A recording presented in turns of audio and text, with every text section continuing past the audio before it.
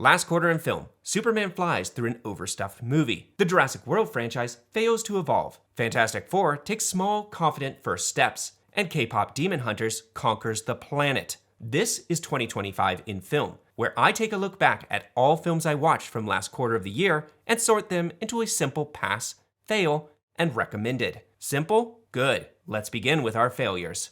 You don't understand. I could have had class. I could have been a contender. I could have been somebody. Happy Gilmore 2 is our latest legacy sequel that comes 29 years after the original. A film that is almost entirely nostalgia bait for a movie I have zero nostalgia for. I'd actually never seen the original before this came out, but decided to do my due diligence and watch it first. Adam Sandler's star vehicle comedies have never been exactly my speed. His comedy can often come off as undercooked and juvenile, while the plots seem mostly an excuse to write off a vacation for Sandler and his friends as a business expense. I was pleasantly surprised with the original. It still had broad comedy, but made good use of common underdog sports tropes to craft an entertaining movie with a simple premise. The sequel, unfortunately, is everything I fear from a Sandler film. It is a series of recycled jokes from the original that is hoping to blanket over the paper-thin story with appealing familiarity. For the most part, this is a less funny version of the first film that is completely repackaged and sold back to a willing audience. Now, if all you want is to be reminded of turning on this film with your high school buddies in the basement, have at it. Don't let me stop you. But frankly, you're better off just popping in the original. Next up is Jurassic World Redemption. Revelation? Something beginning with an R-E. Rebirth. That's it. Now, when I see an R-E subtitle, my instant assumption is this is an entry entirely run by a marketing team with no interest in crafting something new or interesting. It's here just to play it safe. Say what you want about that first trilogy, and I have massively criticized it, but at least Colin Trevorrow's directed and produced trilogy was ambitious, trying to build to this weird Planet of the Apes-esque storyline of dinosaurs escaping the park and reconquering the world. Well, kiss that concept goodbye, as this film creates an excuse to kill off all the dinosaurs outside restricted zones and then goes back to the tired formula of watching people run from bloodthirsty monsters in the jungle, stopping only occasionally to play John Williams music and stare up at them in wonder, with open mouths saying, "Aren't they magnificent?" And no, they're not. They are just a walking mouth of teeth. Run, you idiots. Run. The entire movie is basically structured like a video game, with various levels where our protagonists have to face a new boss to get a new item in their fetch quest. Even the characters have the depth of your average video game protagonists. In other words, they are there to look cool and say pithy one-liners. The movie even finds time to shoehorn in a small family in this subplot so disconnected it feels like an invasion from a completely different movie. In the end, director Gareth Edwards still has an eye for scale and can still craft a competent scene of suspense, especially in a river rafting chase lifted straight out of the first book. But what good is suspense with a nowhere plot and characters who I couldn't care less if they become dinosaur meat? Now, this next one may surprise people, especially as I'm a huge Ari Aster fan. Both Hereditary and Midsommar made my top 10 of their respective year. Yet Aster is looking to spread his artistic wings out of the realm of horror. First with the disappointingly ambitious surrealist Beau is Afraid, and now with Eddington. The first half of this movie is wanting to be a retrospective look back at political tensions during COVID. This is where the film is at its strongest, and I was really enjoying this first half. It is a simplified look at people's conflict during the pandemic, but captured well in this bottled environment. A small-town race that sees a sheriff out of his depth challenging the incumbent on the basis of lockdown restrictions. Joaquin Phoenix remains one of the great acting talents of our day, as he crafts a dynamic and interesting character who is driven not by ego, but by his own insecurities. Pedro Pascal also makes a good foil as this overly slick politician who knows everyone's name in this small town and how to grease palms. Their rivalry nicely captures the fever of the United States and its internal debate on personal liberty against public safety. So where did it fall apart for me? Well, those who watched it will know exactly where. Midpoint in the movie, the film completely shifts gears in one of the most bold genre twists I've seen since Your Name or From Dusk Till Dawn. It takes a bold turn and never comes back. I think a lot of your mileage will come from if you buy into Phoenix's character being the sort of person to do what he does. For me, the movie failed to establish he was the sort of person to do that, and also failed to push him far enough to the point where I bought into that highly emotional action. Because of that, the second half really didn't work for me. Though it remained beautifully acted and shot, the second half felt like Astor taking a crack at Coen Brothers' No Country for Old Men or a Fargo-type movie. But none of it clicked. Not the sudden shift in character morality or the ramp-up in gun-toting action. I can't fault those who like this one. It's well acted and well shot. But for me, the two different movies failed to come together as one seamless artistic vision. But speaking of the Coens, one of them had a new movie this quarter with Honey Don't, and it mostly succeeded in making me think that maybe these two brothers need to stick together. Honey Don't is a modern-day detective noir film, and apparently no one bothered to tell actress Margaret Qualley about that modern part. Despite taking place in a small town in the US, Qualley plays her character like a New York private eye out of a 1930s serial. Now for my historic fans, be sure to check out my flagship series, I guess. That may confuse you all into thinking this is somehow a compliment, but this is no His Girl Friday or Chinatown. This thing is more akin to a Saturday morning cartoon's parody of the genre, with Qualley embracing this cringe-inducing old-timey accent and cadence. You're fascinating. And you haven't even seen the riddle tattooed on my ass. I am still frankly on the fence if Qualley can actually act or is just a pretty smile. And before you bring up the substance, which nearly did make my top 10 last year, let me remind you Qualley's role was largely to smile, exemplify the male gaze, and turn into a raving lunatic. I'm still waiting for her to sink her teeth into some more nuanced roles. This won't be it. She is truly terrible here. But with this material, I'm not sure if even a seasoned talent like Rosalind Russell could have saved this role. Our one Coen brother seems mostly content with getting his female stars out of their clothes for an endless string of softcore porn scenes. The movie is unfocused and scattershot, with the only real spark coming in the form of Chris Evans' unhinged for-profit pastor. He alone seemed to understand what kind of movie this was. So we sit there as the film spins its wheels for a mercifully short runtime before ending on a classic Coen Brothers non-ending. But where an open ending for something like No Country for Old Men works with a sense of violent pointlessness, this just feels pointless. This honestly may be in contention for one of my worst of the year. Moving back to movies with a lot of ambition that missed the mark, The Roses was a movie sold on the combined talents of Benedict Cumberbatch and Olivia Colman. I was on the fence on this one, and it mostly kind of suffered for me, kind of like a death by 1,000 cuts. Cumberbatch and Colman play a married couple who have a falling out that spirals into just absurdity. They both are charming as ever. The problem is they are not charming together. There is no chemistry there, and as a result, their spats slowly progress into increasingly mean-spirited hit-or-miss comedy, all culminating in a third act, which was mostly what was in the trailer, that really just doesn't even feel like it's part of the same movie. I never bought into their relationship at the beginning, and I certainly didn't buy into the cop-out ending. It is yet another movie where 90% of the issues would be solved by the characters just talking to one another. But that can't happen because our protagonists are far too selfish. I'm not rooting for these characters to stay together. I'm rooting for them to get as far away from one another and their children as possible. Speaking of keeping two people away from each other, that was exactly Disney's thinking when they removed director Adrian Molina from the production of Elio. Molina was reportedly forced off the project due to creative differences that stemmed from too much focus on LGBTQ themes and a queer-coded character. Disney then decided to hand the film off to directing team Madeline Sherifane and Dominic Sheet, who were given the task of making the movie about absolutely nothing. Some can whine about Disney becoming too involved in the modern-day culture war, but a movie with something to say, whether you agree with it or not, will always be preferable to me than an empty corporate shell. Elio became just that, a movie about nothing. You can see from the original trailer and the final film just how much was cut and changed, the entire tone altered, and seemingly most of the storylines scrapped. Elio, like all Pixar films, looks beautiful with some great animation sequences and even likable characters, such as Elio himself or his slug sidekick, Glordon. I like this guy, okay? There's some real creative animation going on with him. The concept is actually interesting, about a boy who gets mistaken as the ruler of Earth and becomes the ambassador for the planet. That's an interesting concept, but it fails to go anywhere interesting with it. It is too concerned with making it safe, except for maybe in the ending, which again, for the second time this year, sends this head-scratchingly bad message. In Lilo and Stitch, they fumbled the ball by having the older guardian give up her responsibilities to chase her dreams. This film does the exact opposite by having the young child give up his dreams and choosing obligation to his guardian. Now, call me a hypocrite if you want, but why is it in these new Disney films that the parents are supposed to be the children, and the children are forced to be the adults. Somehow, give me a time machine and take me back to the days of Finding Nemo, please. Moving on along, The First Nobody was a movie that was, in all honesty, kind of a wannabe John Wick. However, it still managed to carve out an identity for itself and be memorable purely on the power of Bob Odenkirk's infectious screen presence.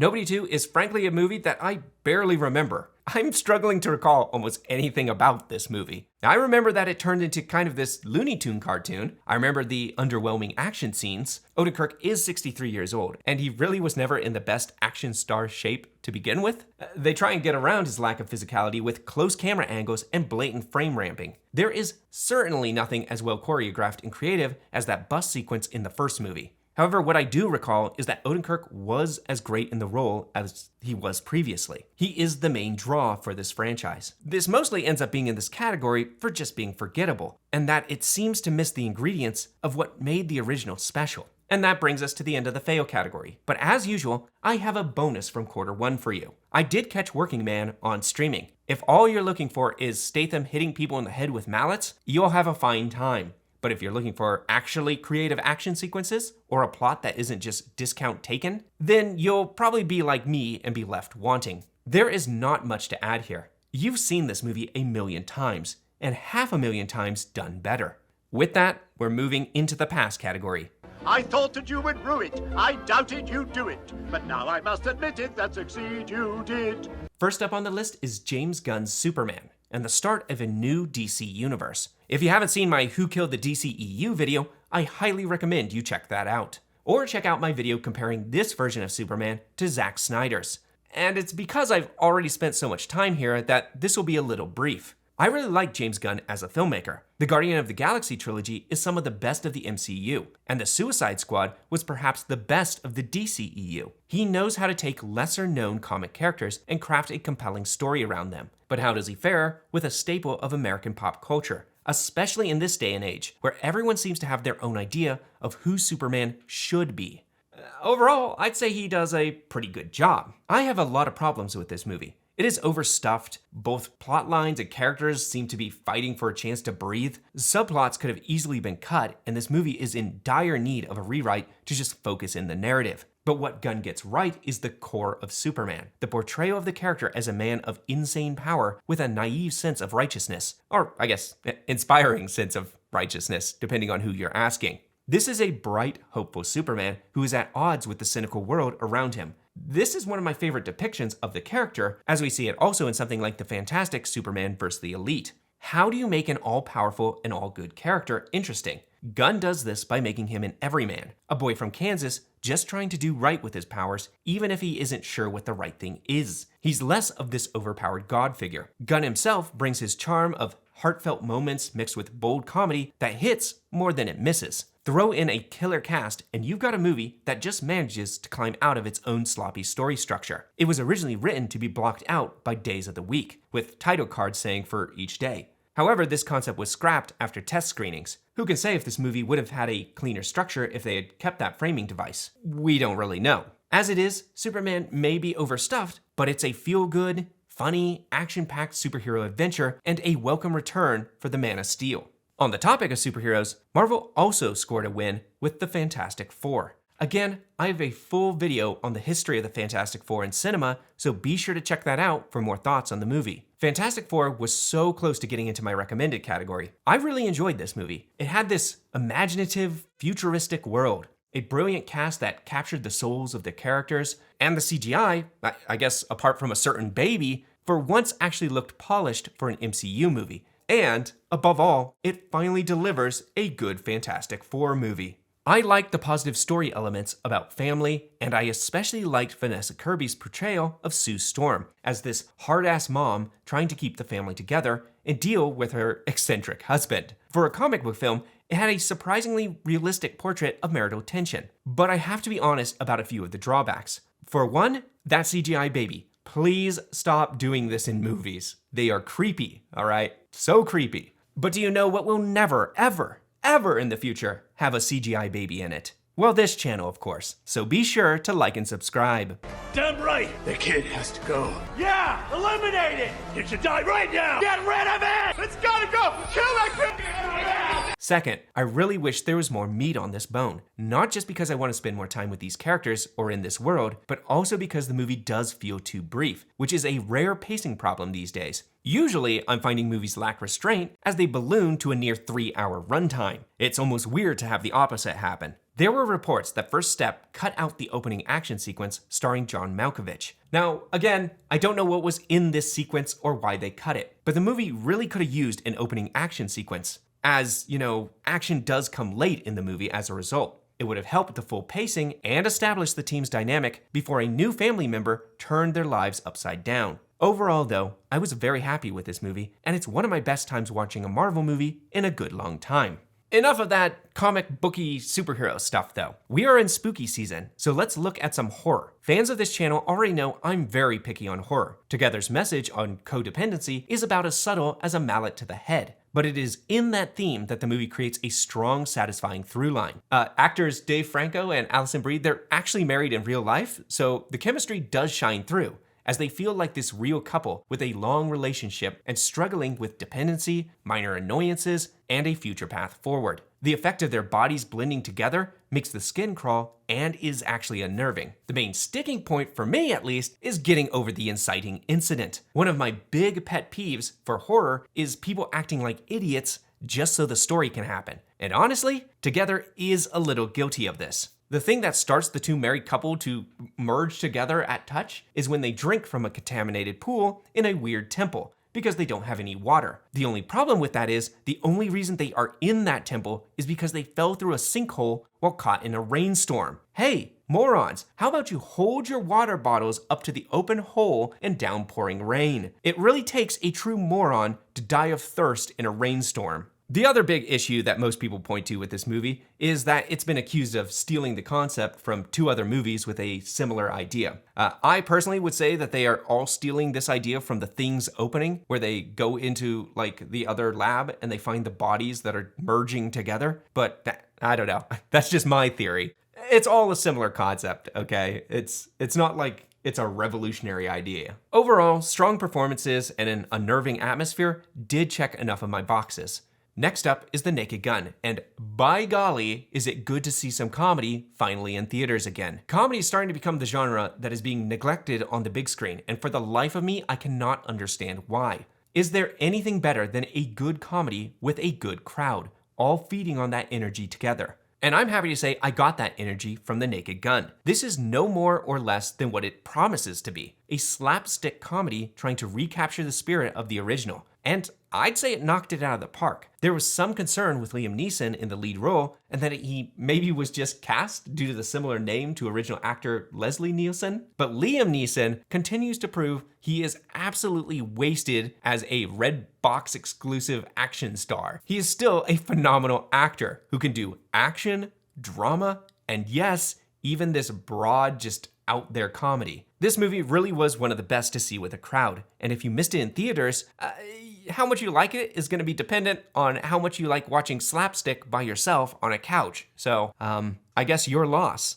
The Nice Guys was one I missed in theaters, but was instantly charmed by the art style, fun characters, and the kid-friendly Ocean's 11 plotline. Even now, I would consider both the original Nice Guys and this new one to be better Ocean's 11 sequels than its actual sequels, okay? It better captures the spirit of the noble thieves in a crime is fun story. And don't be fooled by overly comparing it to Zootopia with its anthropomorphic art style. The animation style here is beautiful as a blending of both Zootopia and Spider-Verse, and it has a spectacular creative final sequence. It did not deserve to get so ignored at the box office. Give it the love it deserves in rentals. With that, we're moving out of pass and into my recommended. These are the movies I think are either so good they cannot be passed up, or so interesting that I cannot help but recommend them. The risk of you hating them is not worth the risk of you missing them when you might have loved them. First off, we've got Zach Cregger's newest rabbit hole film. A lot of people don't know what I mean when I say that. A rabbit hole film is a plot type I describe as a film that starts with a simple concept and then the entertainment comes from peeling back the layers and going deeper and deeper down the hole. Cregger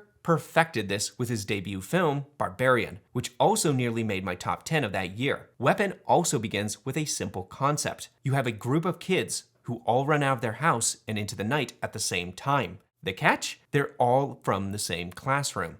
From there, we go into a series of anthology POVs from various characters, all tied to the events, and each of them take us deeper down into what actually happened. This movie is a blitz, moving at a fast clip and always expanding and peeling back the layer to something new and interesting. The characters here are all fully realized with good motivations, but also striking flaws. The only real issue, I'd say, is in that final layer being peeled back, where the answers to all the questions you had may not nearly be as interesting as the questions themselves were. Yet Krager continues to deliver movies with a real voice, a mix of horror and comedy that keep me tied to my seat. The finale of the movie will either have you laughing, make you satisfyingly connecting dots, or just outright disappoint you. But despite my usual emphasis on endings being like one of the most important things, the ride here was worth the destination regardless. I'm very happy to see an original story with real vision doing well and bringing people back to the theaters. On the topic of original ideas that should have brought people into theaters, I was much less happy about the box office performance of Caught Stealing. This was a movie that did not deserve to be ignored by the wider general audience, especially as this is such a good crowd pleaser. It has the mix, usually what you find in the 4-quadrant marketing or whatever it is. Action, some romance, comedy, and a character on a satisfying personal arc. You have an ex-baseball player crippled by his injuries who, by way of just bad circumstance, ends up with clues that can lead to stolen goods. This is a movie that could also be considered kind of a rabbit hole film, but unlike Weapons, I found the answers to the questions considerably more satisfying. The characters are all wild, over the top, but likable. The movie's well shot, and the protagonist, though flawed, has you rooting for him the whole way through. It kept me consistently guessing the entire way where it's going, especially when we hit the end of the first act with a twist that really was a gut punch. Some might take issue with it as part of an unfortunate trope involving female characters. But I found it was a motivated choice by the storytellers to help propel their character into a new sense of urgency, and not just a cheap emotional trick. As a massive box office flop, I can only hope this movie will find a second life on streaming services, and that it's not lost forever to being just simply ignored. If you want original, well-made stories from Hollywood, you kinda do actually have to support them. Next up, you may have heard of this one. In fact, if you haven't heard of the actual movie, you almost definitely have heard the music playing on an endless loop in your local strip malls or even a bar. Yes, I'm talking about the surprise Netflix hit, K-pop Demon Slayers. Hit nobody saw coming, all right? In fact, when it first popped up in my recommended, I saw it, I'm like, why is Netflix recommending this to me? What is this? I am glad that it did finally catch up speed and I clicked on it though. If I was to guess in the past which animation studio would steal Pixar's crown, I would never in 100 years have suspected Sony Pictures Animation. You know, the studio that brought you The Smurfs and The Emoji Movie? Yeah, under Chris Lord and Phil Miller's direction, the studio has completely reinvented itself with the release of Spider-Verse, and since then, it's been consistently putting out some of the best animated movies of the last few years. Since Spider-Verse, we've had Sony do Mitchell's vs. Machines, Across the Spider-Verse, and now K-pop Demon Hunters. And Sony has to be commended on being one of the few studios that knows how to utilize both theaters and streaming. Big name films like Spider-Man, yeah, off to theaters you go. Small experimental animation that likely won't get a lot of tickets sold in the first weekend, well, partner with Netflix, then if it performs well, release it back to theaters for specialty screenings. This is a more natural and symbiotic relationship with streaming, unlike Netflix originals that refuse to release basically anything to the big screen, or Pixar that releases everything regardless of the appeal. K-pop was the perfect storm of sharp animation, great action sequences, fun characters, and some earworm music. Now, did I like all the music? First off, I'm a 30-year-old man who mostly listens to older music from the 60s and 70s. Yeah, a lot of the music, to me at least, sounded like very corporate-produced music numbers and generic pop. However, I'd be lying if I didn't say that they weren't stuck in my head weeks later. And even Golden, which I think is the most corporate sounding, and actually probably is the most popular song from the movie, still served a narrative purpose in sounding distilled. That was actually kind of part of the narrative. Yet even when the music wasn't my speed, it's fine because it was always paired with creative visual sequences. This was a movie that played its cards right and was rightfully rewarded for it. I just feel bad for the parents who will be listening to this music non-stop on a loop for the next 2 years. And that brings us to the last of my recommended. Perhaps the best movie of last quarter. Can you guess what it is? You know it, you love it, it's War of the Worlds. What a story, Mark. Oh, you think I'm kidding? You think I put it on here as some joke? No, I'm here to tell you that War of the Worlds is legitimately one of the most entertaining movies that I've watched this year. Liar! Now, don't get me wrong, this movie is terrible. It is hands down one of the worst movies I've ever watched. But movies are meant to entertain, and I could not take my eyes off this train wreck. Ice Cube sitting in his cubicle with a green screen behind him, half-heartedly telling people to get out of there and run every 5 minutes. I just can't get over it. He has these blank stares followed by just expressions of incredulity. I think Cube himself probably doesn't even know what he's reacting to. Now, what the hell is that thing? Now, likely they just had him do a dozen stock reactions and pick their favorite ones. The real icing on the cake is this Amazon-produced movie makes Amazon themselves into the heroes of the story. Don't worry, Jeff and his merry band will stop the global apocalypse, just as I'm sure H.G. Wells always intended. This includes Amazon flying a drone with a thumb drive that will kill the aliens, using an Amazon delivery driver's packaging tape to magically heal wounds, or paying someone with Amazon gift cards to help them stop the end of the world. It's brilliant stuff, okay? It's so brazen, they just don't care. Add in some of the worst effects from a big studio with big actors attached, or add in the central brain dead concept that aliens are here because they want to eat your Facebook page, and this thing just becomes hell on celluloid. It's also worth every moment watching it. You will have fun with a group of friends mocking it, or you will have fun by yourself just screaming at the stupidity that they had the gall to put on screen. It's you! It's you! Yeah. Yes, kind of. How could you, Yeah. man? How could you? This is unironically one of my best viewing experiences of the year. It's a rare instance that I haven't seen since The Happening, where a production is so bad it rebounds back into comedic genius. And I cannot recommend it enough. And I guess that's what I have for this last quarter. Let me know what you thought of some of these movies. What are some of the movies that I missed that I should have watched? Should I do a deep dive into a War of the Worlds? Let me know in those comments down below, and as always, be sure to like and subscribe for more historical film flashbacks and modern movie analysis. Please keep those reels turning.